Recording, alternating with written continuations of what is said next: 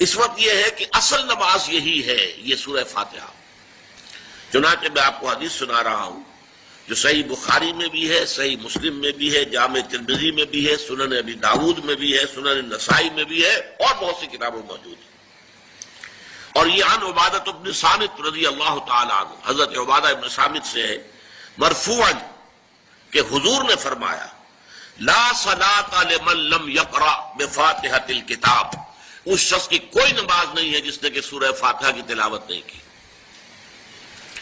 اب اس سے ہمارے ہاں ایک بڑا اختلاف پیدا ہوا، وہ نوٹ کر لیجئے۔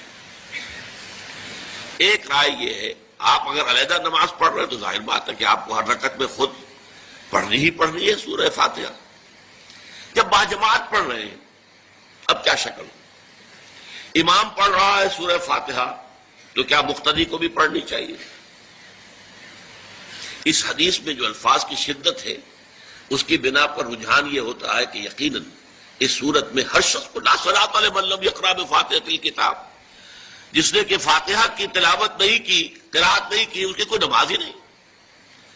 تو یہ موقف ہے امام شافعی کا، یہی مسلک ہے ہمارے اہل حدیث بھائیوں کا کہ آپ چاہے اکیلے نماز پڑھ رہے ہو، چاہے امام کے پیچھے پڑھ رہے ہو، اور چاہے امام جو ہے وہ جہری رکعت پڑھا رہا ہے اور چاہے سری رکعت پڑھا رہا ہے۔ خاموشی والی رکعت سورہ آپ کو معلوم ہے کہ نماز جو ظہر اور عصر کی ہے تو چاروں رکعتیں جو ہے وہ سری ہے، مغرب کے اندر آ کر دو جہری ہیں ایک سری ہے، عشاء میں آ کر دو جہری ہیں دو سری ہیں، سورہ اور نماز فجر کے اندر دونوں جو ہیں وہ جہری ہیں۔ تو چاہے جہری ہو چاہے سری ہو آپ کو بھی لازماً جو مقتدی ہے اسے بھی سورہ فاتحہ پڑھنی ہوگی۔ اب اس کے لیے انہوں نے یہ طریقہ جو ہے تلقین کیا ہے کہ امام تیزی سے نہ پڑھے، رک رک کر پڑھے الحمدللہ رب العالمین، اس کے بعد اتنا وقفہ دے دے کہ جو مقتدی ہے وہ بھی کہہ لے اپنے دل میں یا پڑھ لے الحمدللہ رب العالمین الرحمن الرحیم۔ تو یہ رک رک کر پڑھنا، خاص طور پر اگر آپ کو موقع ہوا ہو کسی اہل حدیث امام کی امامت میں نماز ادا کرنے کا تو آپ دیکھیں گے کہ بڑا فرق ہے۔ ہمارے جو حنفی امام الحمدللہ رب العالمین الرحمن الرحیم مالک یوم الدین ایاک نعبد و ایاک نستعین، چار آیتیں جو ہیں وہ بھی ایک ساتھ میں پڑھ جائیں گے، لیکن یہ کہ عام طور پر جو اہل حدیث حضرات ہیں وہ رک رک کر ٹھہر ٹھہر کر پڑھتے ہیں، ترتیل کے انداز میں پڑھتے ہیں۔ یا پھر دوسری شکل انہوں نے ایک اور کی ہے، یہ آپ سعودی عرب میں جب کبھی نماز پڑھیں گے اور آپ پڑھی ہو آپ نے تو وہاں آپ دیکھیں گے کہ امام جو ہے وہ سورہ فاتحہ پڑھنے کے بعد کوئی ایک منٹ جو ہے خاموش رہتا ہے تاکہ آپ اب جو مقتدی ہیں وہ اس وقفے میں وہ اب سورہ فاتحہ پڑھ لیں، پھر وہ قرات کرے گا، کوئی اور آیات اس نے شامل کرنی ہے تو بعد میں شروع کرے گا، درمیان میں وقفہ ہوگا۔ لیکن ایک مسلک یہ ہے، اور یہ مسلک جو ہے یہ در حقیقت قرآن مجید کی ایک آیت کے اوپر مبنی ہے۔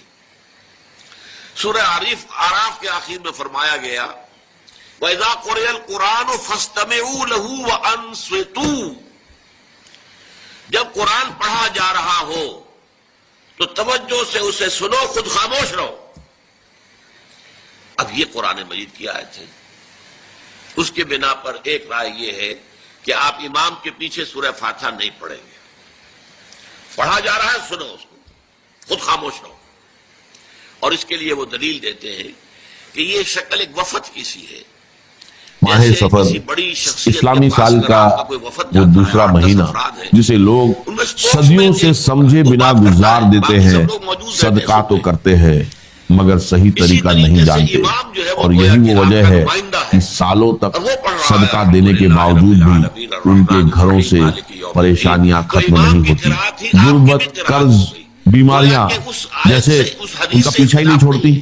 آپ سمجھتے ہیں کہ آپ نے اپنا حق ادا کر دیا، مگر حق ادا کرنے کا طریقہ غلط تھا، اور جب طریقہ غلط ہو تو نتیجہ بھی کبھی ویسا نہیں آتا جیسا آپ چاہتے ہیں۔ ذرا سوچئے، کیا آپ چاہتے ہیں کہ اس مہینے کے گزرنے سے پہلے آپ کے گھر میں دولت کی بارش ہو جائے، رزق میں ایسی وسعت آ جائے کہ 7 نسلیں بیٹھ کر کھائیں، خزانہ کبھی ختم نہ ہو، وہ سکون، وہ کامیابی، وہ برکت جو پوری زندگی کی کوششوں کے باوجود حاصل نہ ہو سکی، کیا وہ آپ کو مل جائے؟ تو سن لیجئے، اس مہینے میں کالے چنوں کا ایک خاص صدقہ آپ کی زندگی کو بدل سکتا ہے۔ اکثر آپ نے لوگوں سے سنا ہوگا کہ سفر کا مہینہ منحوس ہوتا ہے، اس میں بلائیں اترتی ہیں، مگر آج آپ اس مہینے کی اصل حقیقت جان لیجئے۔ یہ منحوس نہیں بلکہ برکتوں کا مہینہ ہے، فتوحات کا مہینہ ہے، کامیابی کا مہینہ ہے۔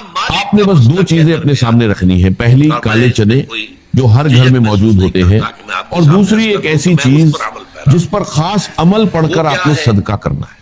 جب یہ عمل صحیح طریقے سے کیا جائے گا تو موت کے سوا ہر بیماری، ہر پریشانی، ہر مسئلے سے نجات مل سکتی ہے۔ لیکن اس سے پہلے ایک بہت ضروری بات سمجھ لیجئے۔ ہمارے معاشرے میں ایک بڑا وہم پھیلا ہوا ہے کہ سفر کا مہینہ منحوس ہے، اس میں شادیاں نہیں ہوتی، کاروبار شروع نہیں کیا جاتا، گھروں پر بلائیں آتی ہیں، مگر اسلام میں منحوسیت کا کوئی تصور نہیں۔ منحوس مہینوں میں نہیں، انسان کے اپنے اعمال میں ہوتی ہے۔ جب تک آپ ڈر اور وہم کے ساتھ جئیں گے، آپ کی تقدیر نہیں بدلے گی۔ حضور صلی اللہ علیہ وسلم نے واضح طور پر فرمایا کہ سفر کے مہینے میں کوئی بیماری یا بلا خود بخود نہیں پھیلتی، اور نہ ہی یہ مہینہ منحوس ہے۔ یہ سب جاہلیت کی باتیں ہیں جن کا حقیقت سے کوئی تعلق نہیں۔ حقیقت تو یہ ہے کہ یہ مہینہ فتح اور کامیابی کا مہینہ ہے۔ اسلامی تاریخ اٹھا کر دیکھ لیجئے، اسی مہینے میں فتح خیبر کا عظیم واقعہ پیش آیا، جہاں اسلام کو ایسی شاندار جیت نصیب ہوئی جس نے باطل کی کمر توڑ دی۔ یہی وہ مہینہ ہے جب حضور صلی اللہ علیہ وسلم نے حضرت سیدنا علی المرتضیٰ کو اسلام کا جھنڈا عطا فرمایا، اور انہوں نے اپنی طاقت سے خیبر کا دروازہ اکھاڑ پھینکا۔ تو پھر سوچئے، جس مہینے میں ایسی فتحات ہوئی ہوں، وہ منحوس کیسے ہو سکتا ہے؟ یہ مہینہ غفلت سے جاگنے کا ہے، اپنے حالات بدلنے کا ہے، اپنی قسمت کو نئی دشا دینے کا ہے۔ جب آپ اس مہینے کو صحیح نظر سے دیکھیں گے اور پورے یقین کے ساتھ عمل کریں گے، تب کالے چنوں کا یہ صدقہ آپ کی زندگی میں انقلاب لا سکتا ہے۔ اب آئیے اس عمل کی طرف۔ یہ کوئی عام صدقہ نہیں بلکہ ایک آزمودہ روحانی تدبیر ہے۔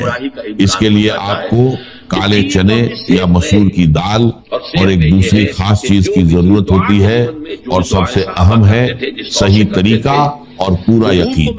عمل کرتے وقت آپ کی نیت صاف ہو اور دھیان اپنی پریشانی پر ہو، کیونکہ بنا یقین کے کوئی وظیفہ اثر نہیں کرتا۔ صرف چیزیں استعمال کرنے سے فائدہ نہیں ہوتا، بلکہ صحیح طریقے سے عمل کرنا ضروری ہے۔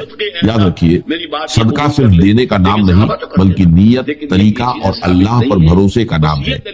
جب یہ عمل صحیح طرح سے کیا جائے تو رزق میں برکت، قرض سے راحت، صحت اور